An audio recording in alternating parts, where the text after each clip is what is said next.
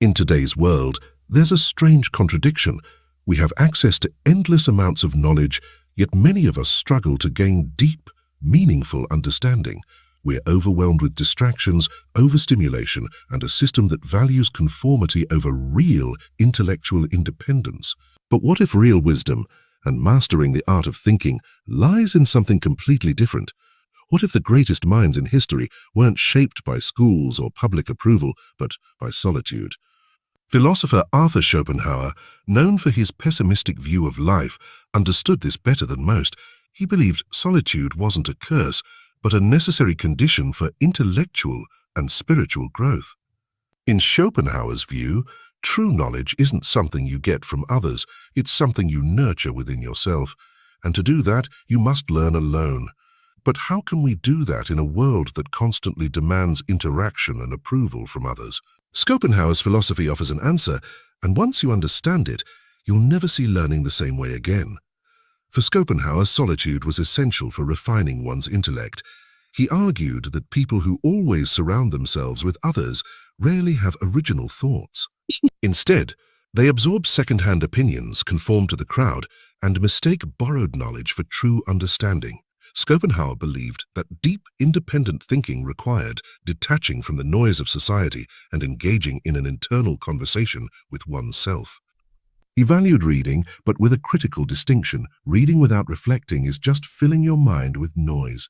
He warned against becoming a walking encyclopedia, someone who knows a lot of things but understands nothing. Instead, Schopenhauer stressed that true learning involves digesting what you read, reflecting on it, and doing so in solitude. But solitude doesn't just mean being physically alone. In today's world, we are never truly alone. Our phones, social media, and constant content streams keep our minds tied to external influences. Schopenhauer's philosophy suggests that if we never break free from these distractions, we will never think for ourselves. For him, solitude wasn't loneliness, but liberation. Most people avoid solitude because it forces them to confront their own thoughts, insecurities, and unfinished ideas. This is why many of us constantly seek distractions. But for Schopenhauer, facing our own thoughts head-on is the key to intellectual mastery. Only by sitting alone with our thoughts and wrestling with ideas without external influence can we truly understand them. Schopenhauer's emphasis on solitude wasn't just philosophical, it was practical. He saw the world as divided into two groups, those who think for themselves and those who let others think for them. The latter live shallow intellectual lives, driven by trends, authorities, and the fleeting opinions of the masses. But the true thinkers, those who shape history, build a mental fortress, a place where external noise doesn't interfere with their thinking. And this fortress can only be built through solitude. Learning alone requires a big shift in how we think. When we study in groups, we often seek approval and measure our progress by comparing ourselves to others. But when we learn alone, we must face our own intellectual weaknesses and rely on our internal motivation. This, Schopenhauer believed, is the path to true wisdom, a path most people are too afraid to walk. However, Schopenhauer didn't believe in complete isolation. He didn't advocate cutting off from the world entirely.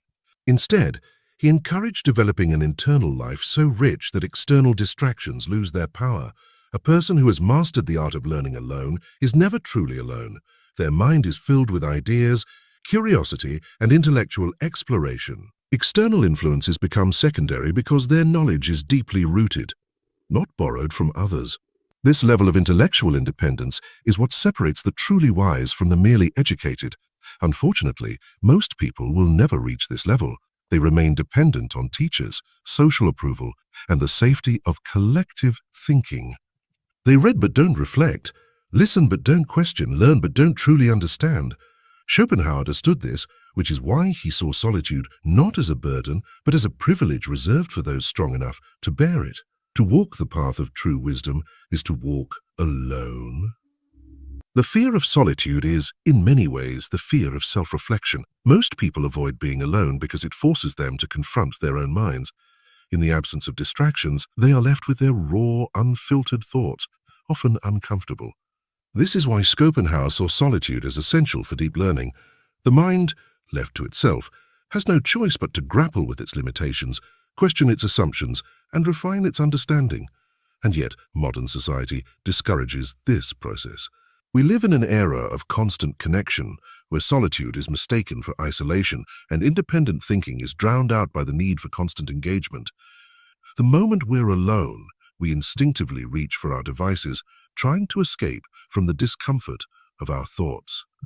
Schopenhauer would see this as intellectual decay, a world where people consume information without internalizing it, chase knowledge but never attain wisdom, and are always surrounded by voices but never hear their own. To break free from this cycle, we must intentionally practice solitude. This doesn't mean abandoning society or rejecting all interactions, but learning to mentally detach, even in a world that constantly demands our attention. Schopenhauer believed that true learning happens not when we're bombarded by noise, but when we take time to let ideas settle in. Great thinkers don't rush from one piece of information to the next. They sit with knowledge, absorb it, and allow it to transform them. But this path is not for everyone. It requires discipline, patience, and a willingness to stand apart from the crowd. It means resisting the urge to seek approval, to measure intelligence by external standards, or to rely on constant feedback for motivation. Schopenhauer understood that the mind, when left alone, can reach extraordinary depths, but few people discover this because few are willing to endure the discomfort of solitude. For Schopenhauer, solitude wasn't just about being physically alone. It was about undisturbed thought, creating a rich internal world where external influences have little effect. Learning alone isn't about rejecting books or education. Instead, it's about taking ideas, breaking them down, and making them your own through personal understanding. Most people fail at this. They consume knowledge passively, mistaking accumulation for comprehension. They read without questioning, listen without challenging, and assume that memorization equals mastery. Schopenhauer despised this mechanical approach to learning. True knowledge isn't about how much you know, but how deeply you understand. And understanding is something that can't be borrowed, copied, or inherited. It must be forged in the solitude of the mind. This intellectual independence comes at a cost. The more you learn alone, the more you realize how little others understand. Conversations may start to feel shallow, popular opinions may seem hollow, and the burden of solitude becomes heavier as your intellectual abilities grow. Schopenhauer believed that intellectual solitude leads to existential solitude. As you train your mind to think deeply, fewer people can follow you. This realization can feel isolating, but it's also what makes solitude so valuable. When you learn alone, you free yourself from the superficiality of groupthink. The need for approval fades, and the fear of dissent disappears. Your mind becomes sovereign, free to explore ideas without inhibition. This is the highest form of intellectual freedom. Solitude, for Schopenhauer, was not something to be avoided, it was something to be embraced. In solitude, you discover the freedom to truly think for yourself.